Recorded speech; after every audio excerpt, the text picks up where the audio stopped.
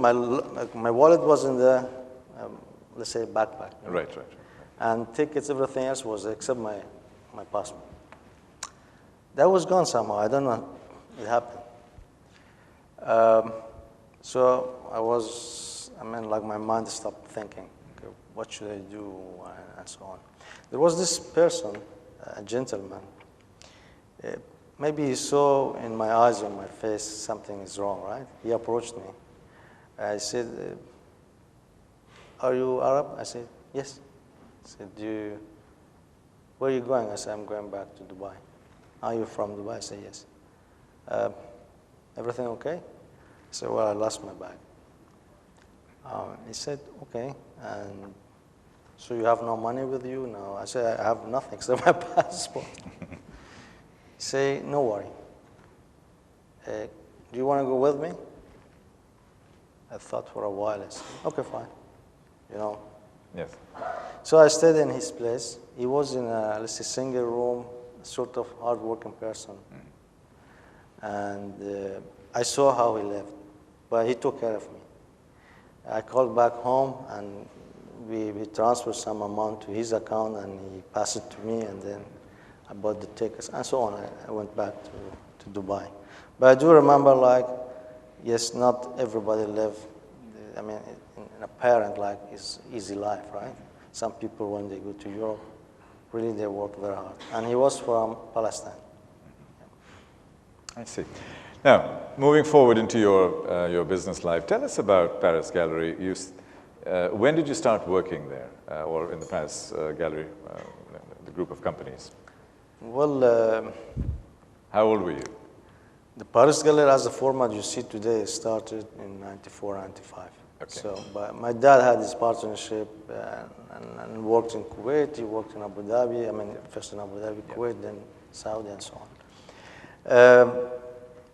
Opened shop in Souk Sharjah. Many of you perhaps you know about that. That shop I was working in it on like a part-time. When after school I go and work there. It was like a passion. And after that my brothers continued to do that. My younger brothers. One of my younger brothers, Ismail, he just loved that business, and he didn't want to go continue the school for that shop, you know. Right. So passionate. I was Friday. I was going there working. Yeah. But were you doing menial jobs and small jobs as you were learning as an apprentice, or you came in as a manager? No, I mean I'm just joking, but you know what I mean. I didn't know what management means. Yes. Because there was only a couple of people there. Right. But I enjoyed interacting with customers. Right. I did buying. I did selling. All this stuff, and usually a salesman and shopkeeper. What was the revenue at that time of your company? For the retail part, yes. and this we had about 2 shops later on. Yes. It was both of them 3 million. 3 million. And it's still the same. It's okay. Those shops are 3 million. but what about and how much is the Paris Gallery group of companies today? I just want to give a reference point. It's $1 billion. $1 billion. I'm not telling the exact You figure. don't have to give me the exact numbers. There's so 3 million to $1 billion, right? One of the key things is a lot of entrepreneurs here. How do you scale? I mean, you just add 4 zeros, 5 zeros in front, and you just said it in a very humble way. But how do you scale from 2 shops, $3 million to $1 billion? What is the process? What is the methodology that you apply? Well, I didn't do all this job by myself. I'm sure. I wasn't part of it, all the journey, you know, just for the fact. Right. I need to thank all the people, you know, my dad, my family, brothers, all the team, and the UAE environment, everything. I mean, every person played an element of contribution here. But I saw how it grew. Whatever I'm going to say, it might not apply to another business, you know, it has its own circumstance. Yeah. But in the beginning, usually is the entrepreneurship. So that's the idea, that's the creativity, that's the, I want more, I want to do it, I want to work harder, you know. What was driving you? I mean, that's the whole thing. I mean, The passion. The passion, okay. The passion and the, you know, the people who start with you, most of them, they are with us today. Yes. You know, one of them, I was talking to a gentleman here, his name is Arun Kumar, right? Since the start, he started with us in IT. Right. And he ever been the head of IT because he started as a head of IT, one person. Yeah. So there are, as I said, the element of passion, hard working, and most importantly, the people around you, they are closer to you, closer to your heart. They are more passionate about the ownership, about the business. So many things works in positive, but there are circumstances also because the Dubai and UAE economy, I mean, the leaders here, they did the infrastructures eventually to where we are today. So the environment was good to practice business, and the economy grow in multiple, let's say, digits, some periods. Yeah. Okay, so that helps. When you open another shop, when you expand, many factors helps you to be successful, even though you do many practices not in the right way. Sure. The reason I'm asking that question is a lot of your business is commoditized.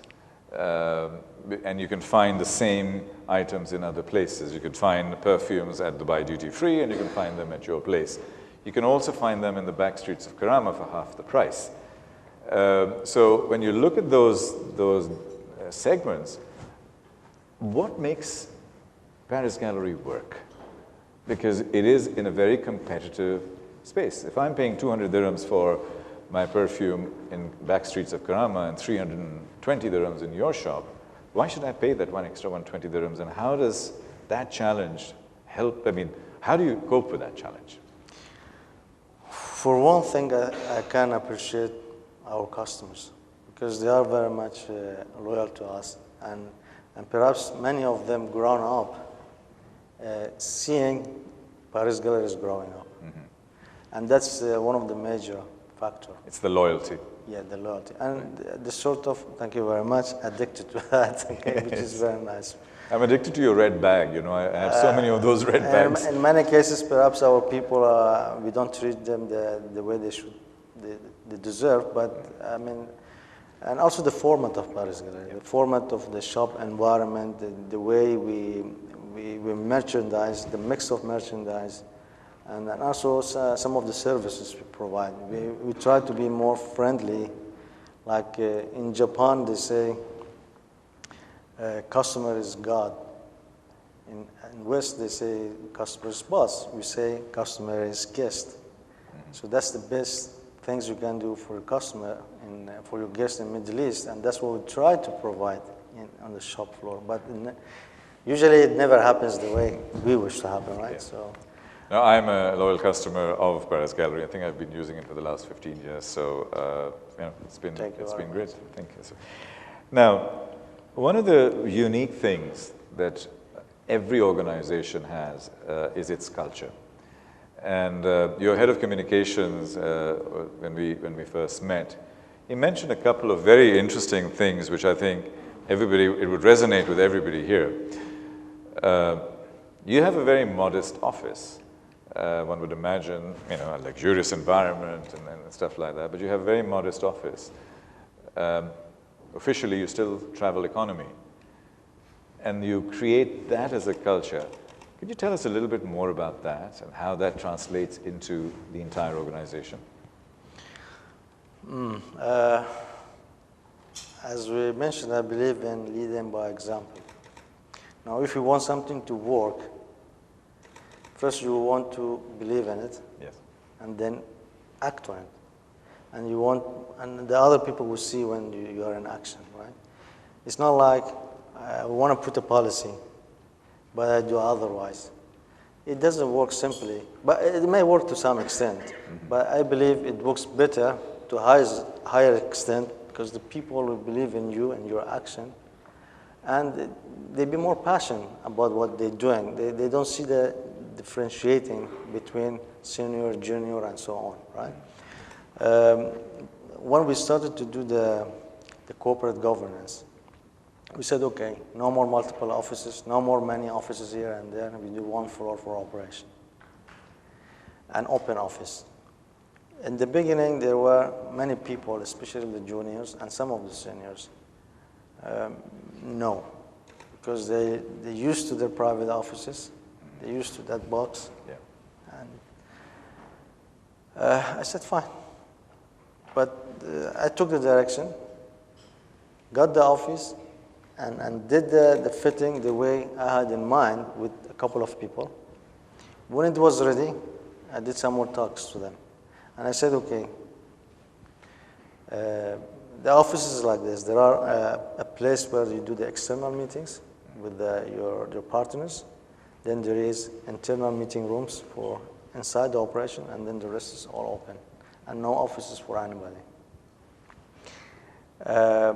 Then I promoted the advantages of it. You know, the people will be closer to each other. They see each other more every day. They come to the floor and they see who is missing, who's not. You know, when they want to communicate about any issues, they are next desk.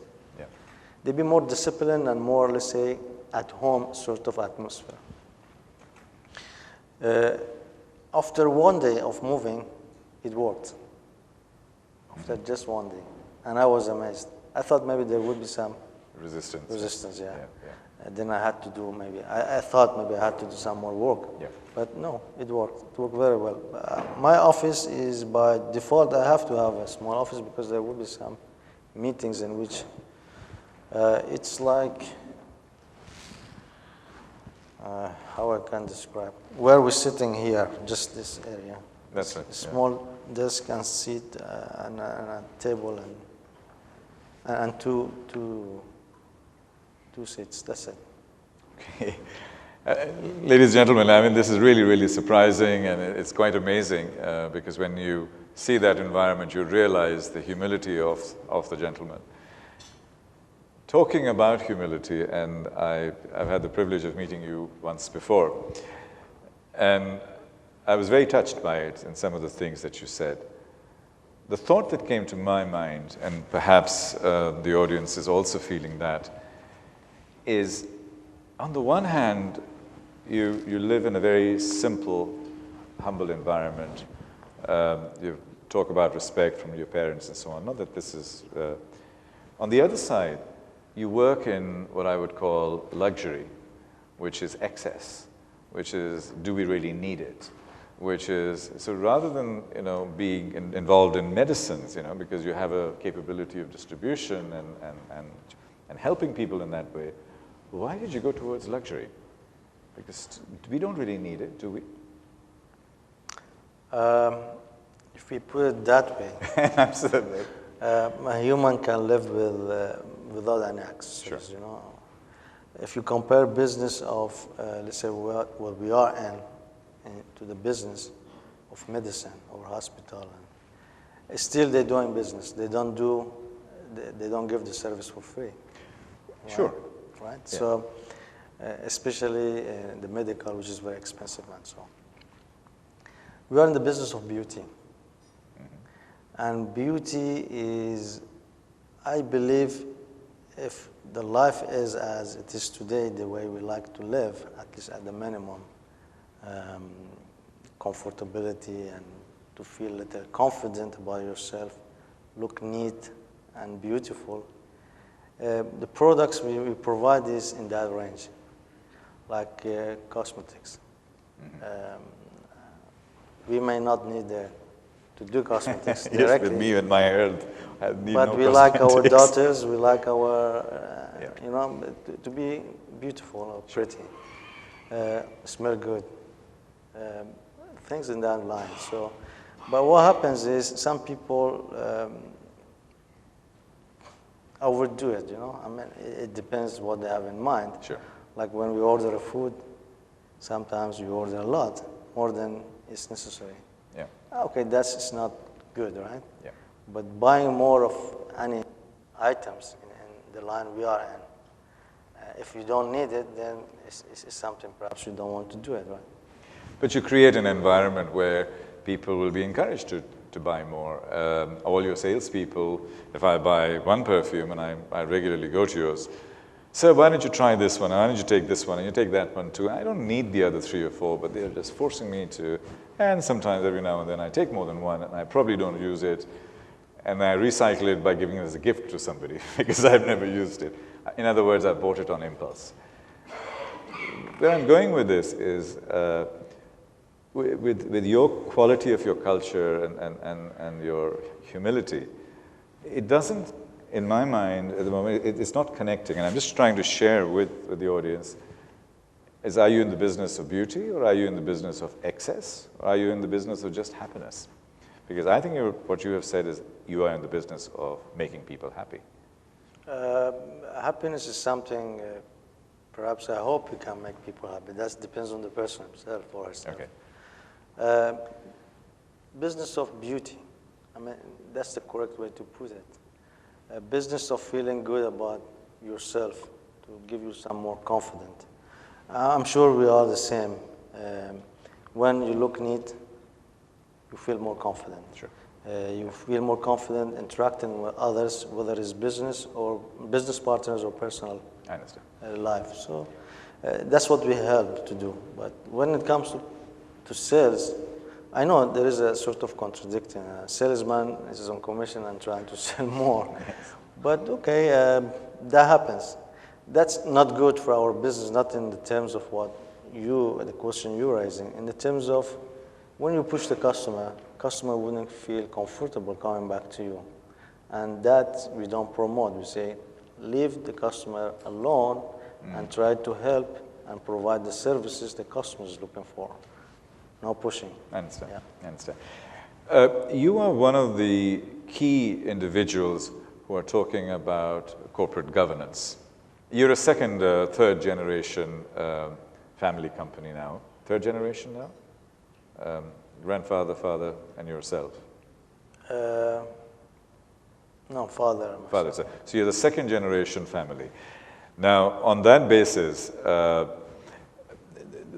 where I'm going with this is that within this luxury business, most companies are family-based businesses. But you've been talking about IPOs, you've been talking about corporate governance, and you're a great proponent of corporate governance. This is a very unique exception. Could you tell us more about it? Because more family companies should be looking and doing exactly what you were doing in terms of transparency and governance. Well, the question you raised in the beginning, how one can get bigger in terms of business. When you get to a certain size, you need to take a serious look at your business practice. You want to put a corporate governance tool in a way like you don't kill the creativity, Yes. but don't let the creativity kill you. Something balanced, because creativity is good and always attractive. Then that means, are you going to be expanding without, let's say, feasible business plan? Yeah. Like you used to do? Yeah. And it worked, for example, in the past, and now it works today with the current environment of competitive,